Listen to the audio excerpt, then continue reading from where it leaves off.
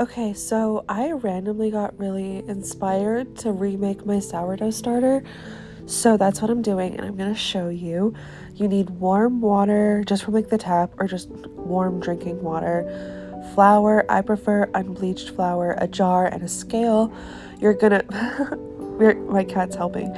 You're gonna add equal parts water and flour into the jar. I like to do 60 grams of each. So that's what I'm doing here. I'm weighing out 60 grams of flour, and then I'm going to pour in 60 grams of water. Make sure you always tare the jar first. Like when you put it on the scale, press 0 so that the scale is at 0, unless you're really good at math. But I am not. So now I'm gonna add the 60 grams of water, and you're gonna want to mix it really well. So there's lots of different ways to make a sourdough starter. It's a lot easier than people think it is. It's not as intimidating as people think it is. This is the way I do it. I just, do equal parts flour, water, stir it really well. I like to put a lid loosely over it and a elastic band to mark like where it is. Make sure you also clean the edges. I like to use a rubber spatula and clean off the edges so that you can get a clear view of like how much it's grown or how much it hasn't grown. And I use an elastic band around the outside to mark where it was like full to, so you can see how much it has risen or not risen. I show you in a couple days what it looks like, but basically then I don't touch it for 2 days, which sounds crazy, but don't touch it for 2 days, and then after that you start feeding it, which I explain later in this video.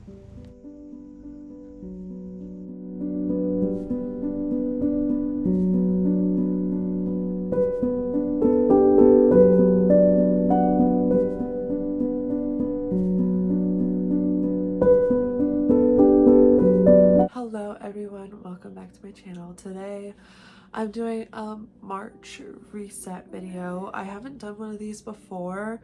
Well, like sort of. I used to do like Sunday reset videos, and today I wanted to kind of like get the ball rolling, reset, get ready for March. It's March 2nd, so we're already into the month, but I had to edit and upload a video to save space on my phone so that I could record. So the video that you guys saw, we posted Saturday night, the reading 1-star reviews of our favorite books video that I did with Sarah.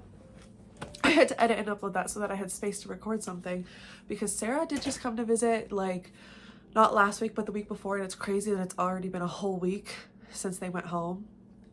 It's making me a little sad. But we filmed a ton of stuff, so I have like a ton of things on my phone that I need to edit and upload to our shared channel. So if you want to see a vlog of stuff we did together, there is one on our shared channel, as well as some investigations that we did. But I'm also going to post a little vlog of stuff we did on my channel. So anyways, we're going to get right into this. I am going to kind of do, for this video, I'm going to go over my March TBR, the books I read in February. I'm also going to do some house cleaning and maybe do some of my bullet journal stuff. Just get ready for the month, even though it's already a few days into the month, and by the time you see this it'll probably be a week or two. So either way, we're just going to get straight into it with the books that I read in February. We're going to start off with Iron Flame by Rebecca Yarros. My dust jacket got all stepped on and ruined. I don't read my hardcovers with the dust jacket on to protect the dust jacket, but my cat ended up stepping on it, so that just defeated the whole purpose. Anyways, I read this mostly in January. So I may have already talked about it in another video, but I finished it in February.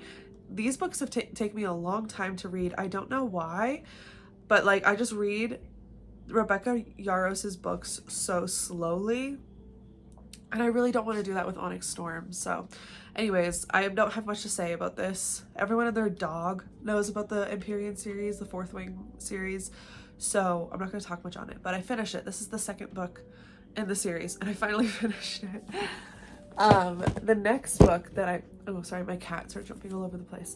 The next book that I finished is Graveyard Shift by M.L. Rio. This is the same author that wrote If We Were Villains, which I have not read. But I really wanted to give this a try. It's a novella. It's kind of like a horror vibe. I knew going into it that I may not like it because a lot of people were really disappointed in it, but I was still gonna give it a try. It was only like 100 pages, so I was like, I'm gonna just push through and give it a try. I think it had really good concept and like a lot of potential, but it was not delivered. It does not go the way that you think it's gonna go. I was honestly, yeah, just really disappointed, but it's okay. It was just a novella. Like, I still would recommend it to the right person. Basically, we're following this group of people who all go to the local college of this town, or they like work there, and there's no smoking within like 100 feet or 100 meters of the campus, so they go to this like decrepit graveyard to smoke every night at midnight, the same night. And then one night they notice someone has dug a fresh grave, and they don't know who or why or what, because this is like a really old cemetery where they should not be burying new people, and they go and try to figure out what happened. And it kind of turns into dark academia, which I don't hate. I don't know, it just wasn't my thing, but I'm still glad I gave it a try, and I'm glad I definitely got it from the library instead of buying it, because I almost bought it. So the next book I don't have a physical copy of because I listened to the audiobook. It is The Book of Witching by C.J. Cook. I actually really enjoyed this book. I had to read it for the book club that I'm in, not like my personal one, but like a book club in my town that I'm in, and it was really good. There were parts where I think it did kind of like drag on or get a little boring, but I don't know, I really enjoyed it. We go back and forth perspectives between these two women. One is present day ish, and then one is back in like the 1500s, and this one book connects their two lives and their two stories and things that have happened in their lives. Yeah, I don't have much to say without spoiling a lot of the book, but I really enjoyed it, and I would like to look into some of that author's other books. Yeah, I'm really bad at talking about books because I really don't want to spoil things, especially because I prefer to go into books blind, and I think like, I don't think everyone should do that, but I think going into books blind is so much fun. So yeah. And then the last book that I finished in February, I'm so glad I finished this and read this, was The Invocations by Crystal Sutherland. I actually did have this from the library, and then I went to Kelowna to pick up Sarah, and we went to Indigo, and I was like, I'm just gonna buy a copy. I had a coupon, so I was like, I like it enough, I was halfway through it at that point, to buy a physical copy, so I did. And it's so cute. I love the pink. We basically follow these three girls, Jude, Emer, I pronounce it as Emmer, but apparently it's Emer, I don't know, and Zara, as they all are like on this mission to find something, and they all kind of like get tangled up in each other, all eventually trying to figure out the same thing. They didn't realize that their like journeys were connected until suddenly they connected. They're like, oh my god, we're all actually like trying to figure out the same thing, so they go after it together. It's queer, it's YA, but I think they're like 18 or something. They're college age, but it takes place in London, so I don't really know what college age in London is. It was really good. I don't know how else to explain it. I read it.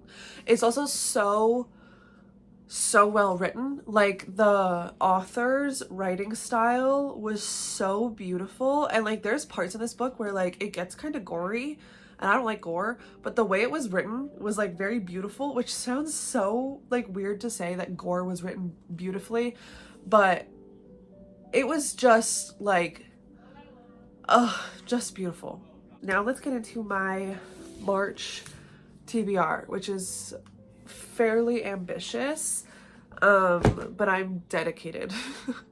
So first up, we have none other than Onyx Storm by Rebecca Yarros. This is the third book in the Empyrean series. I have a beautiful special edition of it because I pre-ordered it. Me and Sarah are reading this together, sort of. We read the first chapter together when they came to visit me, and now we're just kind of reading it on our own. But I'm only 1.5 chapters into it, so I can't say much. But I'm loving the cover of this one. I don't know, I really love the black and silver. I'm a black and silver girly, so yeah. I don't have much to say. It's the third book in a series, so I can't say much. But if you know, you know. And if you've read it, don't spoil it for me, please. I would really ideally like to finish this in a week. That's a huge stretch. But I have 4 books here, and ideally I would like to read 1 book a week. I'm trying to up my reading game a little bit, trying to prioritize it a bit more. So we've got this bad boy. Next, I'm so excited about this book. I also bought this when Sarah came. This is Rebel Witch by Kristen Ciccarelli. This is the second book in the Crimson Moth series. The Heartless Hunter was the first book, and that was probably one of the best books I've read in a long time. A lot of people didn't like it. I don't know. It really hit with me. It really hit the spot. It really, I don't know. I loved it. It's just so good. So I'm excited to get into the second book. I know that they're not the best written thing in the world. Also, this color, stunning. But I liked it enough that my mom bought me the UK cover of Heartless Hunter. It's called Crimson Moth. And I want to buy the UK cover of Rebel Witch. I really like it. I don't know. To each their own. So I'm excited to get into this. The next one, Sarah actually gave me this. This was their copy, and they read this book and thought that I would absolutely love it. And that's The Year of the Witching by Alexis Henderson. I'm so excited to get into this. And it has a lot of elements that I really like, according to them. I really like religious horror. I really like witchcraft and witchy fiction and historical fiction. So I'm really excited to get this. Thank you, Sarah, for giving me your copy of it. That's crazy. I just keep looking through it because I'm just like, oh my god. Anyways, yeah, I really want to get into this. I want to prioritize this one, but we'll see. We'll see what I'm in the mood for. And last but not least, Ow, Salem. I've talked about this book quite a few times on my channel, saying that I'm going to read it, and I haven't gotten to it yet, but I really, really want to prioritize it this month, and that's A Study in Drowning by Ava Reed. This is also a special edition of it. Look at this cover. You're kidding me. I originally listened to I don't know, a quarter of this book on audiobook last summer, but I stopped and instantly ordered a copy because I was liking it so much that I wanted to physically read it. So that's what I'm gonna do. I'm just like, it's stunning. I don't even know. I just cannot wait to get into this. So those are all the books I have planned for March. Now I think I'm going to get a little bit of cleaning done. I'll bring you guys along with me. And yeah.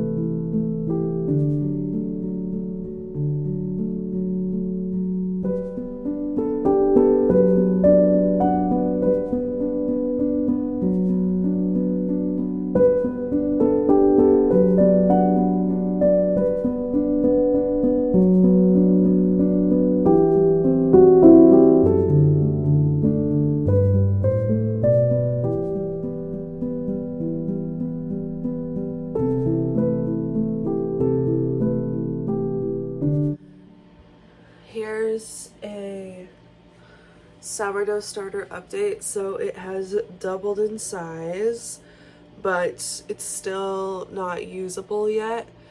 Basically today's the 3rd. I did this on the 1st, and you don't touch it for like 2 days. I'm pretty sure I already said that. This is just the way I do it. There's people that do it differently. So after this, I'm going to discard half of it and then refeed it for like 7 days, or until it's continuously doubling or tripling, like filling the whole jar when it rises. I usually just do it for about a week. That seems to be a sweet spot. But when you take out like half of it, this is where it gets kind of hard, where it's a good thing to pre-measure your jar or put it into a fresh jar every time, which just gets annoying because it's a lot of like cleaning to do. But I take out half, so this is probably like 120 grams. So I'll take out half, so it's back to 60. And then you do the same thing, 60 grams of water, 60 grams of flour. If you're not choosing to do 60 grams, you just are always going to do equal parts flour and water to whatever is left inside the jar.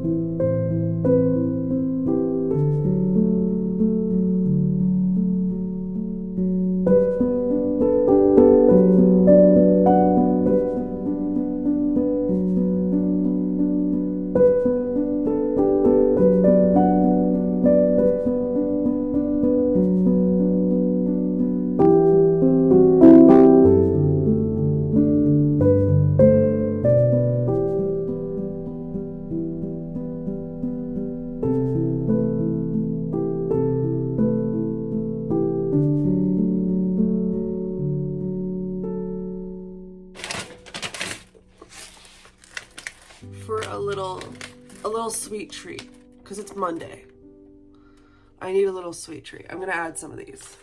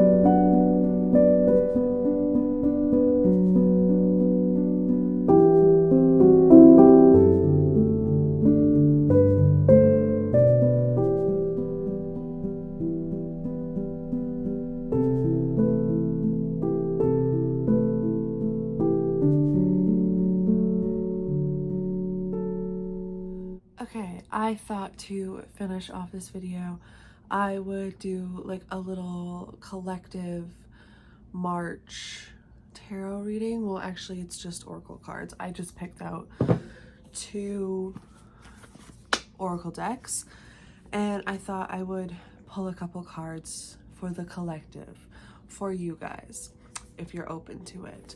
So you can take a moment to kind of ground yourself, think about your intention if you want. I'm gonna go into this.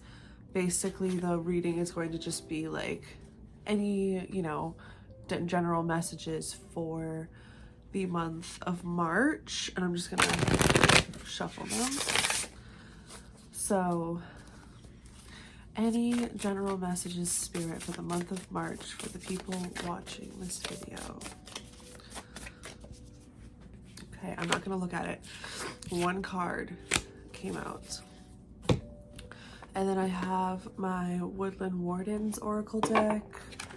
And we will also shuffle and pick a card from this deck. Oh, I love this one. This was at the bottom of the deck. Okay. I'm excited to see what it says. I picked these decks because I thought they were very fitting with the spring energy, like Sacred Forest, Woodland Wardens, you know, all the animals coming back out. So Spirit, what is final message for the people watching this video? And then 1 more card came out. Okay, we're gonna start with the Sacred Forest card because it came flying at me. We have Spirit Guardian of Winter with a retreat. That's interesting because winter is coming to an end. But I feel called to say, like, use this final, like, couple weeks where it's like, you know, it's not technically spring until like the end of March. So use these last couple weeks to get that final bit of rest in. Start thinking about the things that you want to plant, the manifestations you want to have moving forward. But, you know, just savor this last week or 2. I know in a lot of places it's still really cold and snowy. Here, all the snow just melted.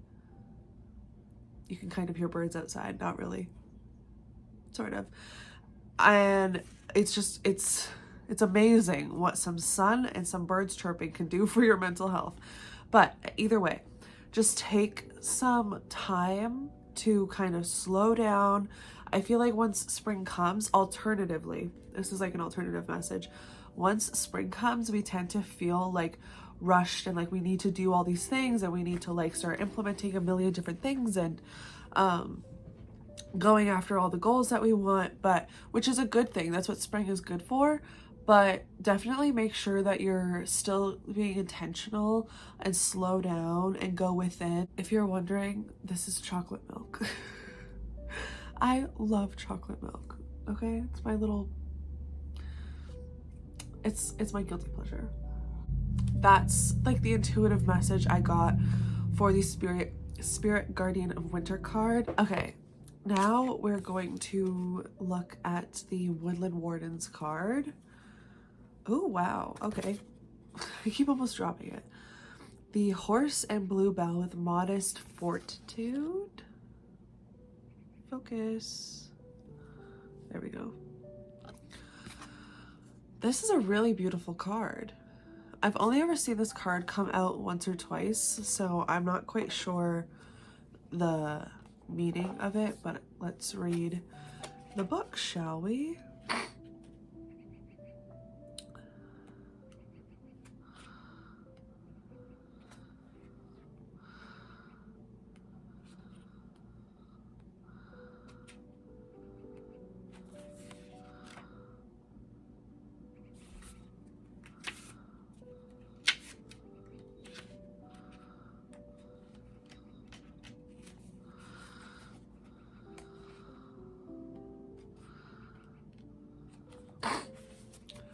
Okay.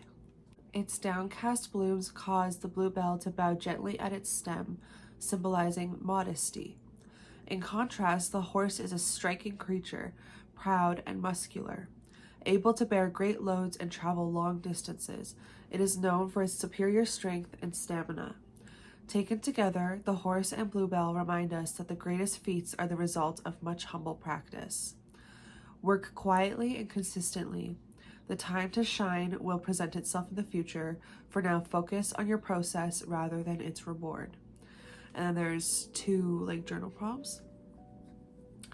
It says, am I too focused on earning praise and not focused enough on the substance of my work? Or when is it worthwhile to push through adversity, and when is it better to rest?